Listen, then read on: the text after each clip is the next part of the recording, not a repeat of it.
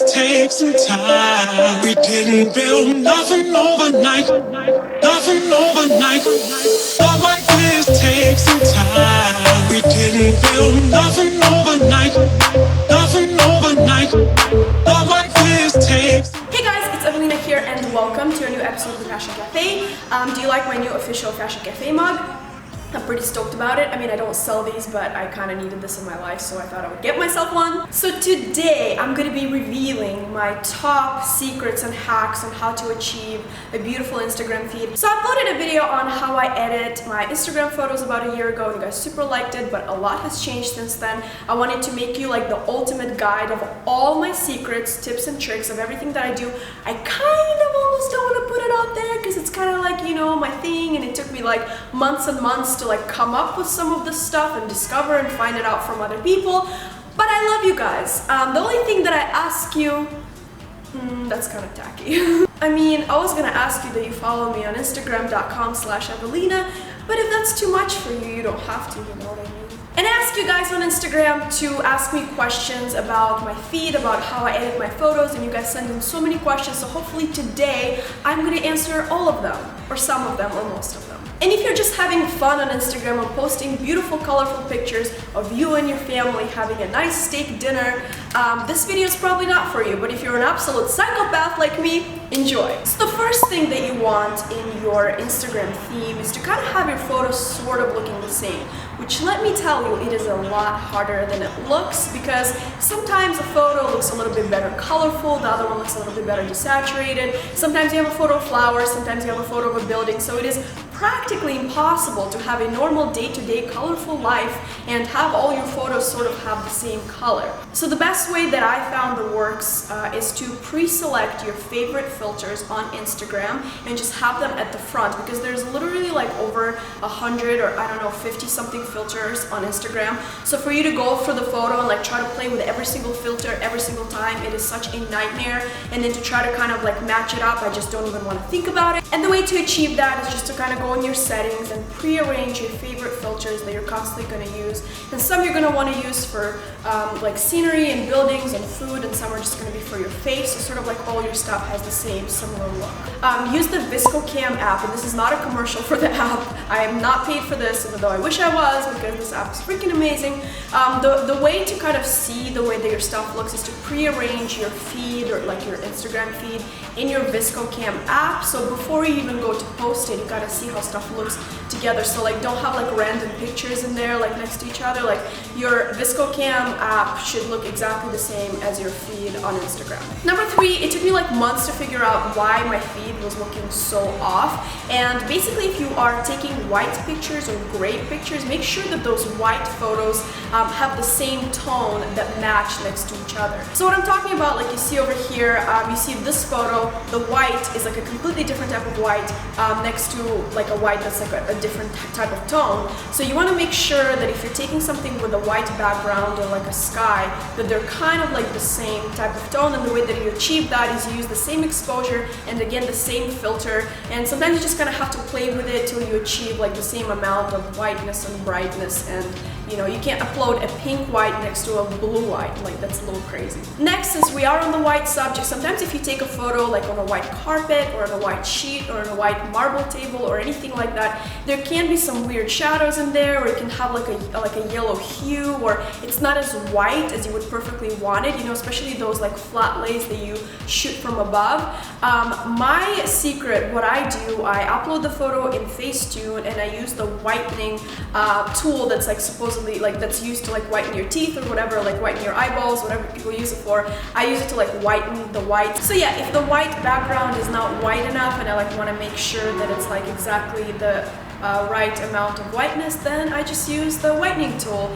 Just make sure that you don't overdo it so it doesn't look like that overexposed weird look. For jewelry or any detail shots or anything that has sunglasses in it, something that you really want to make the details pop, but you don't want to over sharpen the photo, especially if it's like a photo of your face. You don't want to like super sharpen it so you're not like, you know, have like all your under eye bags super sharp. So I just take the sharpening tool and I just sharpen those little details, like for jewelry, glasses, or anything that I want to pop.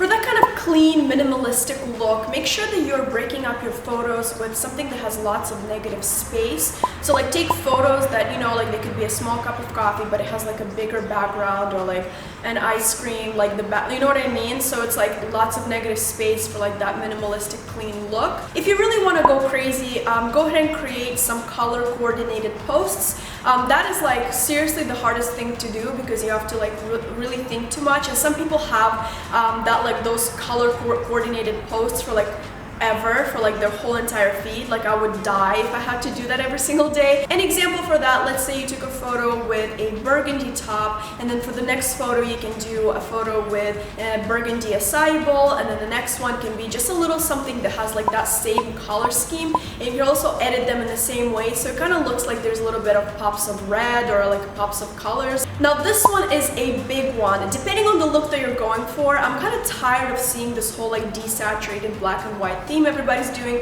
me including myself, but sometimes I tend to like desaturate my photos so they match each other. So make sure you always kind of compare and contrast the photos that are next to each other to see if the level of saturation is the same, or if you are into the super overly crazy saturated look, that's also cool as well. So just make sure that the saturation on your photos matches up. And this is kind of a no-brainer. Make sure that the photo you're about to post kind of goes together with the photo next to it. To be honest, my Coachella fit kind of went to like absolute garbage because I just didn't have time to desaturate my sky while I'm listening to my favorite DJ in the Sahara tent. You know what I'm saying? Like if a girl's turning up and having a good time, I'm not going to be there, you know, detailing and face tuning. I was just like posting whatever and whenever, which means I was living my life. But most days I don't have much of a life. I'm kind of a nerd, so I do have time to do this. So that's why having your things laid out in the grid on VSCO really helps. Natural light is your best friend. Now yes, I do own a ring light and an umbrella light and all kinds of lighting equipment in my apartment because again, I'm a psychopath. I mean, I don't use that for Instagram, obviously. I use that for my YouTube videos because I want you guys to see a well-lit face so I don't look like I'm sitting in a closet. But for my Instagram pictures, 99.9% they're going to be taken with natural light. And always make sure like it's a direct natural light. If you're standing in front of a window, you know, it's a no-brainer. Don't, like right now I have a window to the right of myself, but I also have a ring light to the left of myself to kind of balance out and even out the sources of light. But for Instagram, just make sure it's always kind of sort of in front of a window or a direct sunlight. Take advantage of the burst mode. That's especially super freaking cool if you're about to do a jumping photo, or if you want to do like an action photo, or if you want to do like a hair flip photo. Just have your friends kind of take the burst mode and take like 150 pictures of you, so there's lots of motion and lots of cool stuff going on. I would like to thank gods of Instagram for this amazing update that you no longer have to post your photos in a little square, even though most of my photos are still in square, but anytime I post like a cool photo of a scenery or a building or something cool, I really wanted to like kind of blow into people's feed, so I don't post it in a square, I actually post it in like full portrait mode. So post your photo in like the full elongated portrait mode because it's dope. Keep your edits clean and simple. Don't oversaturate, don't over sharpen, don't over contrast things, don't overdo it. You know, sometimes sometimes I don't even edit that much, and I even take my filters and don't push them all the way through. I just kind of do a little bit of editing. You don't want to like overblow and create like an unnatural photo unless that's like the artistic vision that you have. You know, just make sure things are like not overly edited and they sort of look normal. Another cool thing that you could do to kind of make your feed look really neat and pretty and also look like almost like a mood board is to add like a quote here and there. So just like find a quote that you really like and just like break up the feed and like add it in there.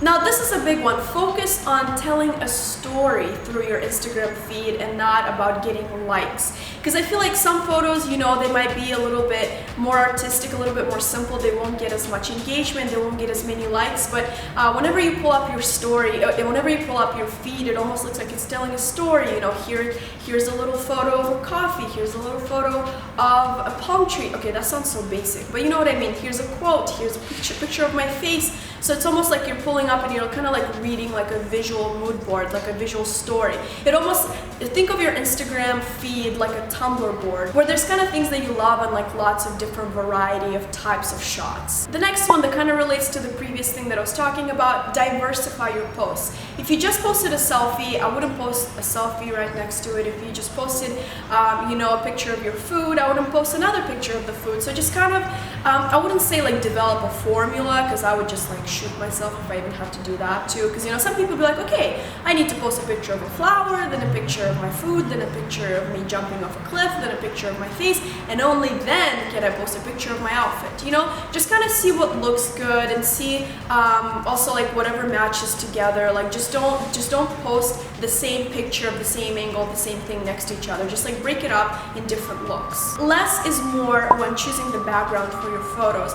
So instead of taking a photo in like a super crowded street with a city, which is super cool as well, just depends on how it's gonna look on your feed, I would always almost choose like a very simple wall or something like that doesn't have a lot going on, because I just like what looks better on the feed. Another thing that looks really cool on your Instagram feed is contrasting different textures.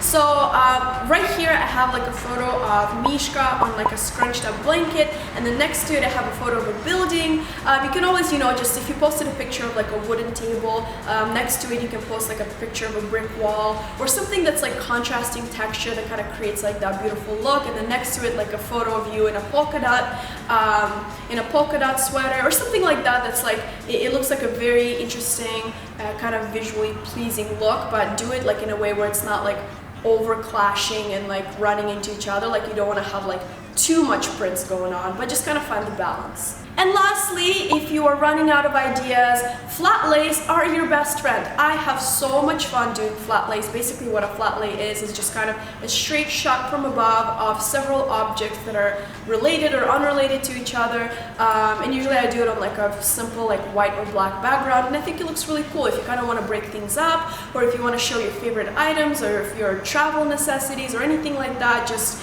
take a photo of them laying flat from above and then play with it, and then again you can add details and saturation and all that kind of stuff.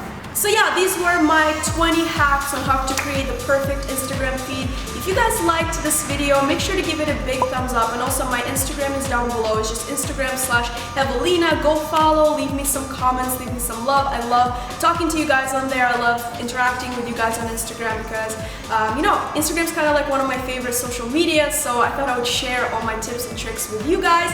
And don't forget to subscribe to my channel too, so you don't miss videos like this. And on that note, I will see you in my next video. I love you guys.